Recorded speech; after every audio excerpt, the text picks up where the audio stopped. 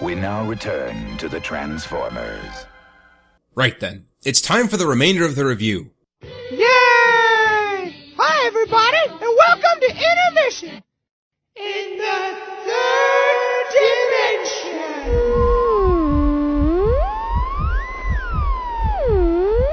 Is everybody ready?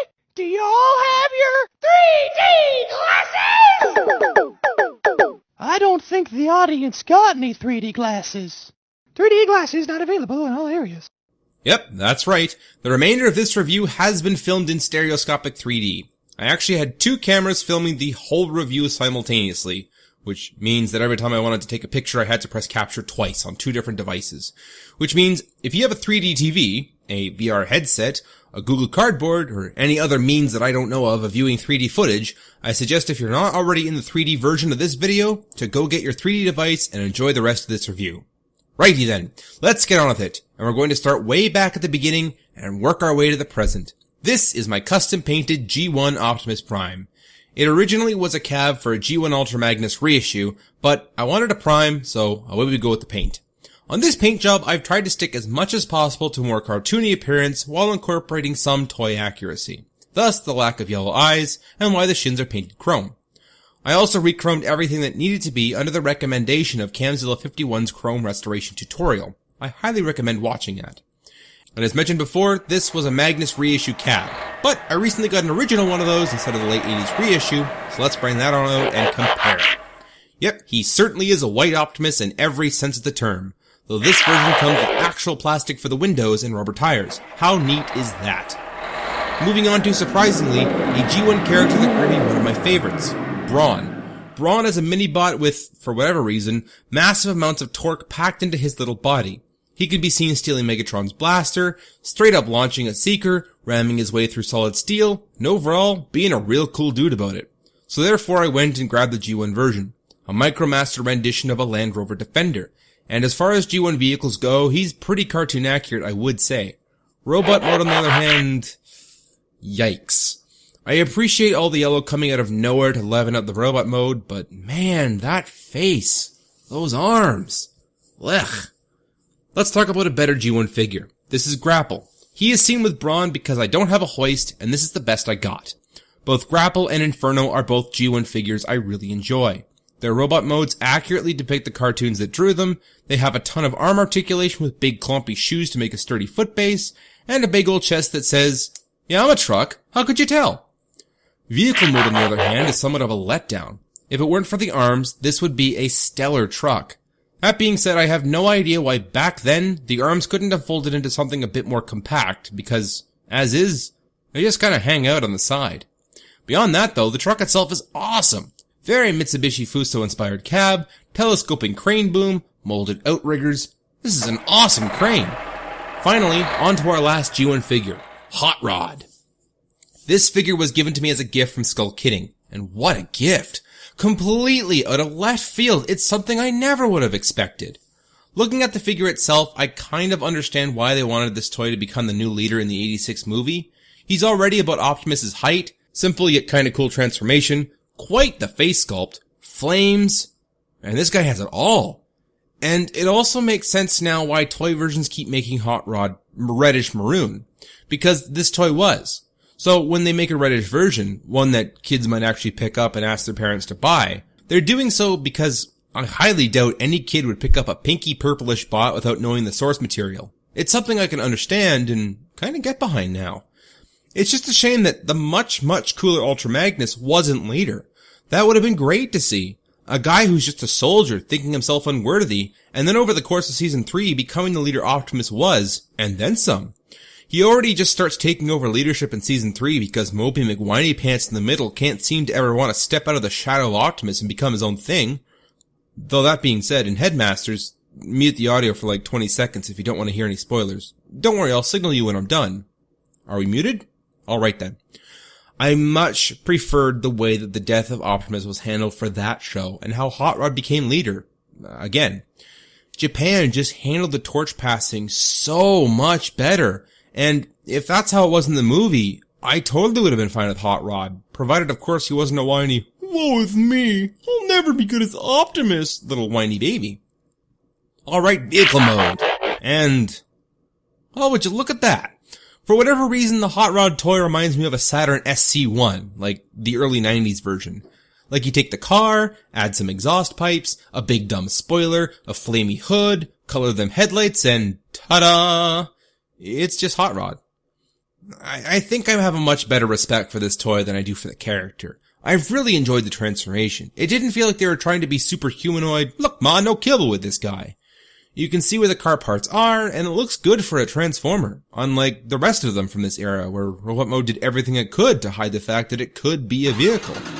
Alright then, Legends figures. So normally I don't get Legends figures. I'm not really a fan of their size, their articulation, or lack thereof, the needed size for their fists for 5mm things, that is if they have the ability to even hold accessories, not to mention they generally don't look too accurate to the source material, but man, are these guys on a different level! Here's Power Glide. You know what, forget that. Here's Power Glide, Cosmos, Brawn, and Spencer. And wowzers. Just what an amazing attempt to make G1 accurate characters of mini-bots. Power Glide is his red A10 Thunderbolt. Something I'm surprised at how close they got to accuracy while not being pursued by Fairchild Republic. Cosmos in his green UFO alt mode, which looks so dang spot on you'd wonder what else could be done to improve it. Brawn, well, not a Land Rover, and well, fair enough on that. I'm not really expecting realistic vehicles from anything less than third parties and MPs. The rugged all-terrain vehicle that looks like it came straight out of spin tires he's rocking out sure hits all the right notes for me. Finally, Spencer in the back. At one time was Titan's Return Rewind, which, I do have to say, Legends Triple Changers, now that's a feat of engineering right there. The tank mode is easily the most forgettable though, so we'll cover more on him and what makes him so special later. For now though, robot modes. Everything about Brawn is straight up amazing. I love how the yellow makes its triumphant return, how the silver fuel tanks become the arms, how we finally have an official Brawn toy that has the big old juggernaut noggin sitting pretty on top instead of that. We get to take the roof section of the vehicle and make an extra gun for him, not that he really ever used them. If you have the Titans Return Megatron, you can use the cannon to recreate the fire on the mountain scene where he hijacks the fusion cannon. In short, I was the most impressed by what they accomplished for Titans Return Brawn. He looks incredibly accurate, has an epic alt mode, and is jam-packed with personality and heft for being such a little guy. Power Glide not only looks incredibly faithful in vehicle mode, but transforms faithfully, and becomes an updated G1 robot mode as well. The wings are perched up into the shoulders, the tail is the feet, the engines are the arms. Basically everything about this figure is Power Glide. Another cool feature that I was never really able to cover in the Aerial Bots videos, because I never found this guy until very recently, was the fact that if you pull out his landing gear and half transform this guy, he too gets to be kind of a dumb triple changer. His third mode is definitely forced, like, heavily forced, but he ends up becoming a gun for Superion, bringing the team number count up to 7. I still find this kind of wonky in my opinion, so I'll just stick with the incredible gun Superion came with in the first place. Speaking of characters with guns, here's 2013's Cosmos, in bright green. I think this was when Legends figures started getting really, really good. They weren't so concerned with trying to cram Optimus into that tiny, tiny shape, or at least were starting not to, and began to shift focus to actually covering mini-bots. And man, oh man, does it ever work in their favor. Obviously stylized in the way that only generations can do, this is pretty much a 90% faithful recreation of Cosmos. And man, does that ever do it for me. Masterpieces are great and all, but when you're already hitting pretty much Cosmos for $12, why even bother? And look, he even comes with a little space shuttle guy that turns into a gun. I forgot to film it, but he too becomes a little guy that I've never heard of. Finally, we come to Spencer. Who is Spencer, you ask? He's that guy. This is a Titans Return Rewind with a Repro Labels conversion set applied. This set is called Spencer, as in short for Dispenser, and he is indeed the Mountain Dew machine. If you're the sort that prefers Mountain Dew Code Red, well, they did make a Frumble conversion set as well. So with the idea that he's the 2007 movie Mountain Dew machine, that means he can only be one thing beyond some silly tank. Yes, sirree, Bob, he is a Mountain Dew machine. What's this? You want a refreshing beverage rich in vitamin sugar? No drink for you. These 4 are not the only Legends I've got my hands on, though. Let's look at some gun-based ones. 2011 Legends Megatron and 2016's Combiner Wars Shockwave. And while Megatron doesn't come with his fictitious accessories, and Shockwave doesn't come with a silver attachment, these are both fantastic representations of their respective characters. My question is, though, who's mistaking this Legends class figure for a legit gun? Why the orange tip here? Like, what are you gonna do? Walk into a convenience store at 2 a.m. with a 2.5-inch gun and actually pull off a heist? I found this silly, as did many. Regardless, it's still pretty awesome. Some may also have noted how I've removed some of the things from Shockwave, like feet and so forth. I did this mainly to make a more streamlined gun mode, though it does kind of ruin the robot a bit. Not enough to make it broken, just problematic is all. Let's jump into robot mode and take a look at that. So despite being roughly the same size in gun mode, man, does Megatron ever get dwarfed here. He is like a tiny little star set against the vast, colossal sky of Mother Russia. As far as Megatron goes, I actually really enjoyed the head sculpt. The fact they made the gun barrel the arm cannon, I mean, that might be slightly inaccurate, but I think it's cool he even got an arm cannon in the first place. That's awesome. Shockwave definitely looking his part too, even down to the yellow eye that Fall of Cybertron casually forgot when making their toy. Something else Shockwave gets that Megatron didn't though, a 5mm handle for making it so Combinawar's Bruticus can hold him. This is super stinking awesome. On the other hand, Megatron can't really be held by anyone, even Metroplex has issues. Except, I literally just found this out at the time of writing. Did you know Legends Megatron has been engineered in such a way that the Masterpiece Seeker mold can hold him like an ace? This is amazing. It was definitely this era of Transformers on a retail level that was incredible. We truly were spoiled back 6 to 8 years ago. In fact, let's cover that era some more, and I'll get into why. It's not just a nostalgia for, oh my god, 8 years now? Oh. Anyway, let's start things off with Hunt for the Decepticon Seaspray. Let's dive in. Seaspray, though never appearing in the movie, gets his own movie-verse toy like a ton of the other characters did. Again, Hasbro just showing the love not just for the oodles and oodles of coin they could make, and did make, but for the medium as well. Seaspray, like the G1 self, is a hovercraft, but this variant is also a vehicle transport-worthy, or so the box pointed out, seaworthy hovercraft. Except, it sort of isn't. It's not like anything from that time period really fit the description. You got your deluxe chugs, your deluxe movies. About the only thing that even sort of fits is Masterpiece Bumblebee, because you know the saying, everything scales. Actually, what really fits the best are my HO scale vehicles. Seen here are Cliffjumper and Bumblebee. Another cool feature is the fans are completely versatile in their placement. Want them sucking in air like this? No problem. Rotate them around so that your power is centralized right dead center? Easy peasy. Or spread them as far as possible for even more power distribution at the sides? The possibilities are almost endless. Robot! Man, this Seaspray is cool. I love how the whole bottom of the vehicle just contorts itself up into legs. How he has little flippers for feet. The cockpit just becomes his chest, and it looks super epic at that. And the fans his little shoulder ornaments. Basically, this Seaspray hits the same beats that the G1 did in terms of where parts of him end up, while still making this alt mode and subsequently the robot mode his own thing. I really do enjoy this figure. Here's a bit of weird scaling for you. So going back to the HO scale car scaled best in vehicle mode. Here's what Seaspray would have looked like against the likes of Megatron and Jazz if Seaspray didn't mass shift. For evidence of would Megatron actually be that tall compared to an Autobot car? Yeah, he would. But man, it's like, forget Superion and Defensor. Just send Seaspray out after Devastator. Would probably be a lot more effective to boot. Onwards to a figure I bought 8 years ago and then gave to X-Eagle 1 as a gift before I started the channel, and good gravy am I ever surprised he still had this. It's Revenge of the Fallen Dead End, a recoloring of Revenge of the Fallen Sideways. This guy is modeled after an Audi R8. At the time, it was one of our favorite cars, so we were super excited to see it as a Transformer, and not to mention, in a way cooler paint scheme than Sideways. This is what I kinda miss about way back then. There was a huge focus, thanks in part to the movies having to use recognizable product placement, to make the Transformers based on real-world vehicles. And thankfully it's something that the Masterpiece has taken over with vehicles from the 80s. I super love it when a Transformer actually becomes a real-world accurate vehicle.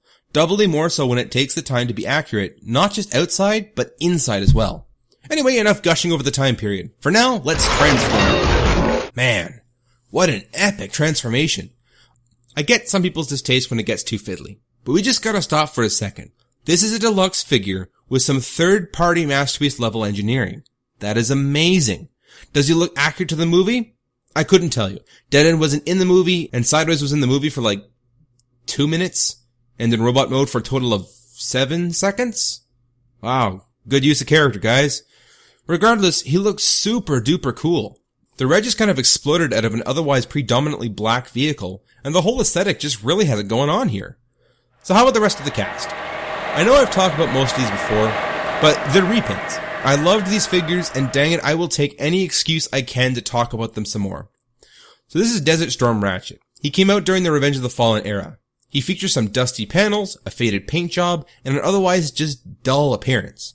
Aside from the ugly paint, he sure does look the part of the Hummer ambulance. So I got a question. I am curious.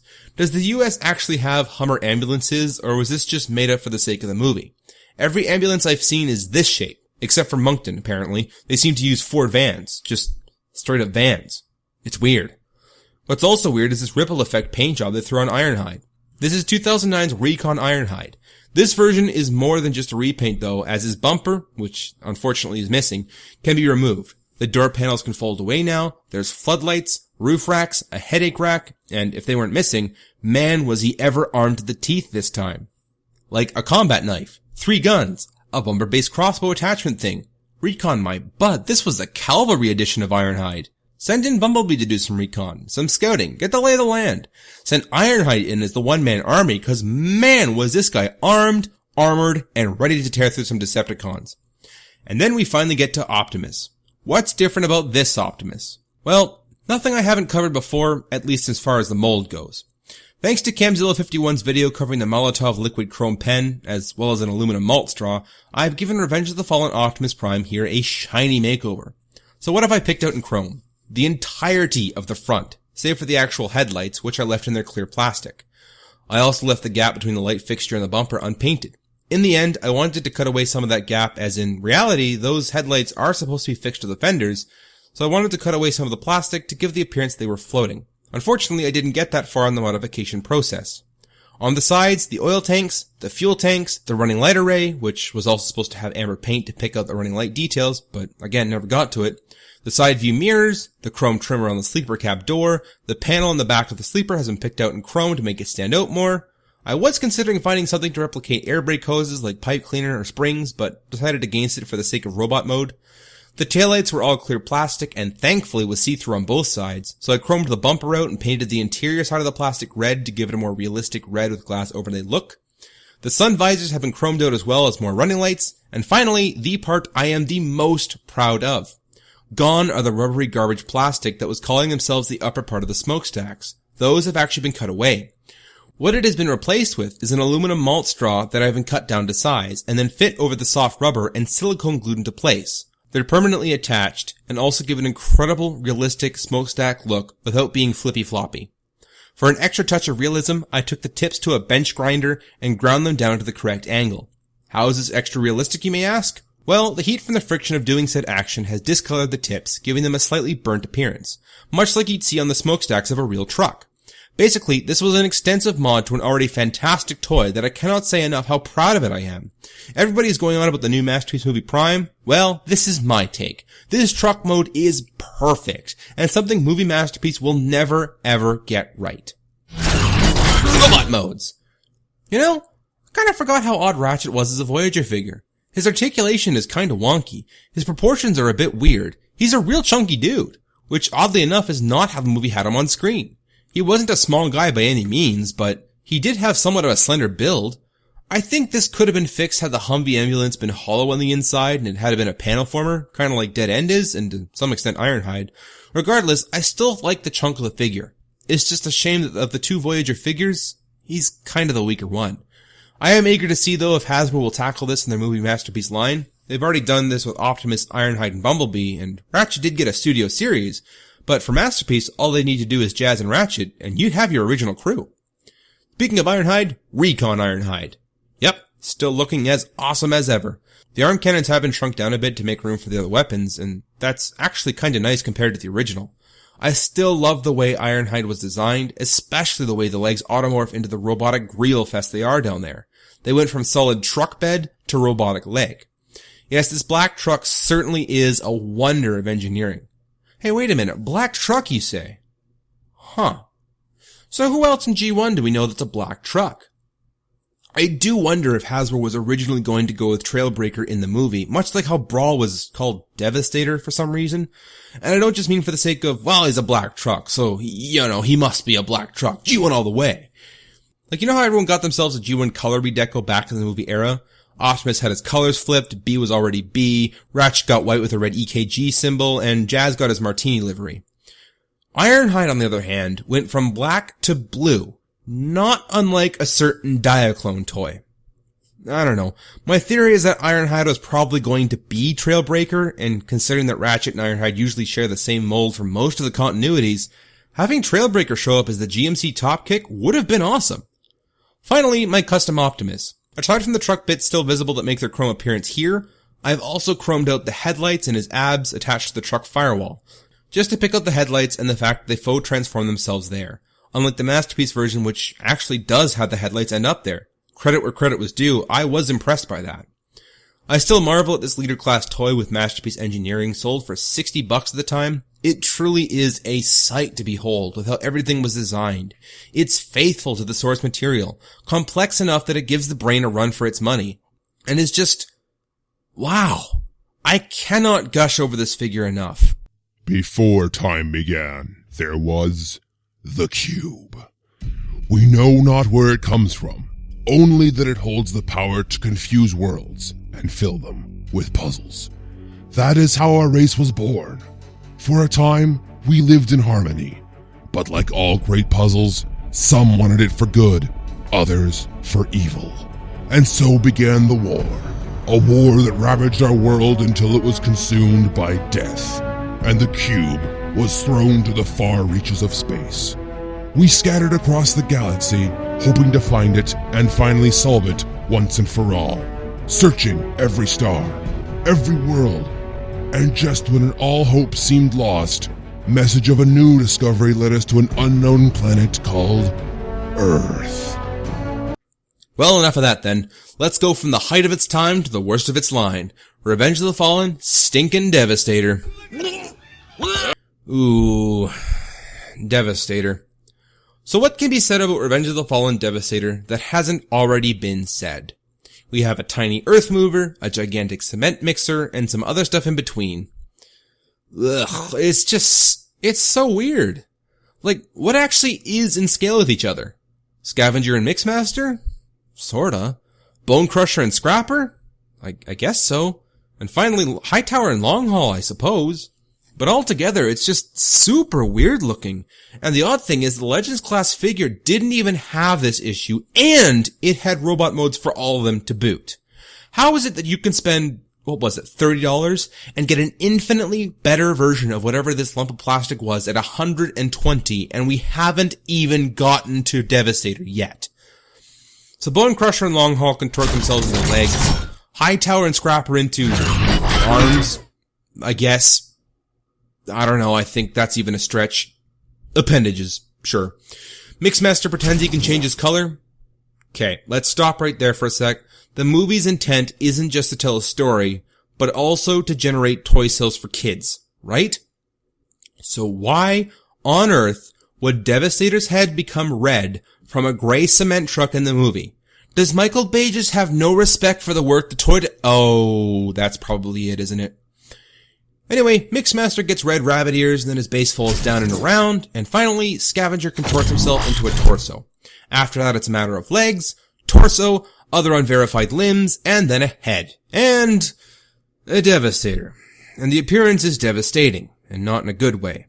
This thing is just so ugly. And this coming from a guy that kind of enjoys what the movie aesthetics were for the first 3 movies, back when they weren't trying to hide the fact that they were made from cars. Like, this is cool.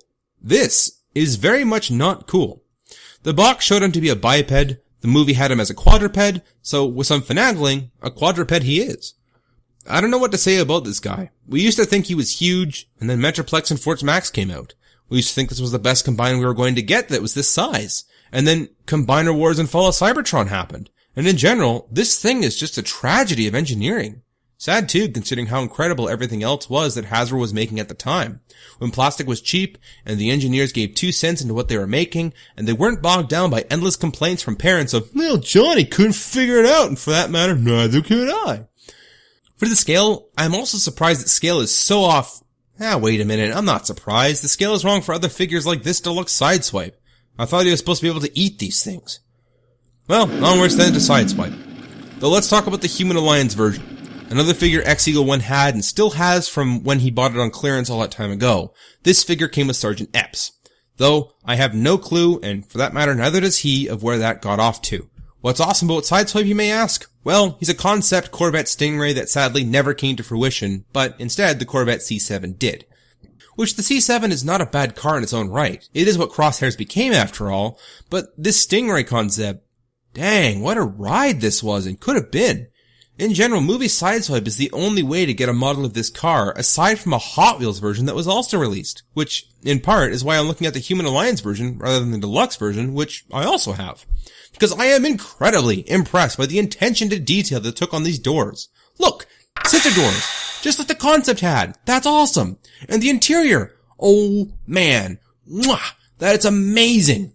Quick question though. Does Sideswipe ever just scream tracks to anyone else? Like, could they have just named the thing Tracks and called it a day? Much like Trailbreaker and Ironhide could have been? I think this was supposed to be Tracks from a toy perspective, but maybe changed to Sideswipe for reasons of, that's a name people would recognize, right? Like it even had a red repaint, and it wasn't called Sideswipe G1 repaint. No, it was Swerve. But you could honestly throw the name Road Rage on there and no one would even blink. You know what else I think is amazing? That Human Alliance scales near perfect with alternators too. So here we go. The C5 Corvette parked next to the Corvette Centennial concept. Beautiful. On the robot side of things, we get kind of a weird thing going on at the Human Alliance. Well, I love the extra support the figure has for balancing the feet and simultaneously making the rollerblade wheels more accurate. The deluxe is where I find the better robot mode is, believe it or not. Sure, the feet aren't quite as accurate, but the back sure is. It's not just the whole car hanging off the back saying, yo, what's up? I'm the body shell of a Corvette. The deluxe has the rear window as the back paneling, and the hood has folded itself up into adjustable wings. Quite frankly, I can also live with the inaccurate front fenders as they look stellar. Well, since we're on a Corvette binge, let's jump on over to the G1er side of things. Here's alternators, masterpiece, and Henkei tracks. And boy oh boy, look at all that blue. One thing that everyone who reviews tracks seems to make mention of, if not complain about it, is the fact that the masterpiece doesn't have the high gloss, deep blue that the Henkei version has going for it. Don't get me wrong, the Henkei has an exquisite shade of deep blue that is super glossy against the bold colors of a flamed out hood. It's breathtaking. I'm super glad I broke down one day and bought it because it kind of is a privilege to behold it in person. Where was I going? Oh, right, masterpiece. No, it's not the Henkei paint scheme. What is it then? Since Masterpiece Tracks is a fully licensed Chevrolet product, this therefore comes in a gorgeous stock Le Mans blue. The shade of blue on the Masterpiece wasn't made up. This is legitimately the color of blue used on the 1982 Corvette C3. It is fabulous, and I am deeply impressed by the level of attention Takara took in applying this shade to the Masterpiece. Compared to the flat blue of the alternators version, the metallic sheen and fleck on the Masterpiece is just jaw-dropping. Goodness, if the persona of Track's character materialized itself and read the script or heard this review, could an ego get any bigger? Suffice it to say, I'm in love with this blue. Takara did an excellent job, and I have no idea what more could be said beyond amazing job, Takara, on the paint. There are actually a few issues I have with this figure as a whole. The Alternator C5 does have its doors open. That's obvious. But its hood opens up backwards like the actual C5. This was impressive to me. Also impressive was opening up said hood showcased the prime of the Chevrolet options, the LS3 V8 engine, which also became the gun. How incredible is that fact? The Masterpiece, on the other hand, the hood opens from the front. Why? And not only that, but the design inside isn't even of the C3 engine bay. No, it's the engine bay as the artist drew it for the Make Tracks episode. At least I think it was Make Tracks. Basically the episode where Raoul cuts his wire and he can't talk or be a robot and yada yada yada. The engine bay in the Masterpiece disappointed me to say the least. The hood is backwards and the engine is based off a cartoonist idea of what an engine might look like, cause gotta have them Toon references, you know? Speaking of Raoul, he comes with the Masterpiece, except he's not posable like every other figure has been so far. Again, I ask, why? So here's a cool thing. The Masterpiece gets flight mode. Awesome. It's the flying car of the future today. And, well, the accuracy to detail from the cartoon is ever present here with the arm vents and the wheels up top and the tail fins and the wings and so forth. Throw in that flight stand and he is in permanent flight mode. That too is stinking awesome. So lastly, we come to roll-up mode and... What happened? The arms are super lanky and can barely even go 90 degrees. The legs are the same way. The knees are the same way. The shoulders are kind of wonky in their movement. In general, it's like... What even is this? It's like all that was focused on was it looking good and everything else is Oh, I see what you did here, Takara. This toy is a metaphor for who Trax really was, wasn't it? All show and no substance. Good for almost nothing except flying and looking absolutely fabulous doing it. I mean, look at this. I'm trying to do the whole knee bent while stabilizing arm placement thing and it just doesn't work. But he looks stellar doing it. Ugh, that was a lot of Transformers. So for now, let's take a short detour and cover some other figures I have. Now, I know I already covered Figma Samus, but not this one. The other Samus I had, I kept for a long while, just for the love of the character, but I was never ever happy with it and intended to do a complete overhaul mod to update the figure. And then the Prime 3 Corruption model was announced, and literally the next day I had the Figma Samus sold. Cause man, that thing just looked lame. This Samus on the other hand, oh, she is a thing of beauty. Sadly, I did prefer the orange and the other M variant, but the goldish bronze of the Corruption suit is game accurate, and it took like 2 days for it to grow on me, and to be fair, it does look fantastic. So considering I no longer have the other M Samus, or Samus as everyone keeps yelling at me to say, I still want to do a comparison, so let's use the Smash Bros. Amiibo that I painted into a gravity suit. The comparison between these two toys embodies everything different between how Retro Studios completely and totally respected Samus as a character, whereas Sakamoto kinda, well, didn't. Everything about the Corruption suit is chunky and beefy, and as far as the aesthetics go, are completely faithful to the original Varia suit that Gunpei Yokoi set out as the suit upgrade for both Metroid 2 and Super Metroid. Sakamoto's Samus, on the other hand, looks smooth, over-the-top feminine, delicate, and so on. Retro Studios, and by extension Yokoi Samus, is bulky while also being athletic, powerful, commanding, and is just a great design through and through, not unlike the way Marvel's Iron Man was designed. And that was the problem with Other M. All Sakamoto did in that game was make Samus as weak as possible to force Adam Malkovich as the supposed fantastic character that in the end was super abusive, and we're supposed to feel like that's a great thing? Samus is best not in the Adam Malkovich relationship, but in the Admiral Dane relationship, who honestly would have made a way better Malkovich. Like, hear me out for a sec. Imagine a different outcome where the only difference to Corruption is Admiral Dane is just renamed to Malkovich, and he sacrifices himself in some way so that Samus can gain access to Planet Phase. We don't get any more backstory to the character or anything, just his appearance in that game. Corruption would then be setting up the whole relationship of respect that was described in Fusion, and then, if you wanted to do a backstory like Other M attempted to do, set it before the events of First Metroid, of how they met, and so on. Just, for goodness sakes, please, anything but the abusive daddy and the weak and powerless surrogate daughter. It's really bad. Alright then, here's a toy from Jack Specific that complements Samus fantastically. A generic Metroid. Now one would say, that's not to scale. Is it? Is it really not to scale? Now all we need is a mother brain of this caliber, and are ready to start scene recreating. A Ridley of this scale would also be insanely awesome, but let's not get too carried away. The baby Metroid here has 4 articulated mandibles with soft rubbery greenish membrane and 4 visible nuclei. I am truly impressed that Nintendo would even greenlight something like this to be made, and put into a kid's store.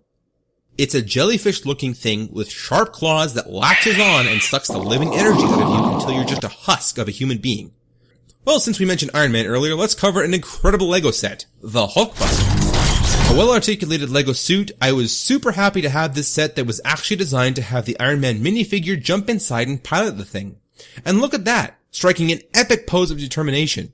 At one time, I had planned to do a Lego Avengers vs. the Decepticons skit, but I never really got past the concept footage of the Hulkbuster powering up, and I lost the footage, so I can't even show you that, which kinda sucks. Oh well, another unfinished idea that'll never come to fruition. Ugh. It's been what, almost an hour now? Well, I'm gonna get another drink. We'll be right back after these messages.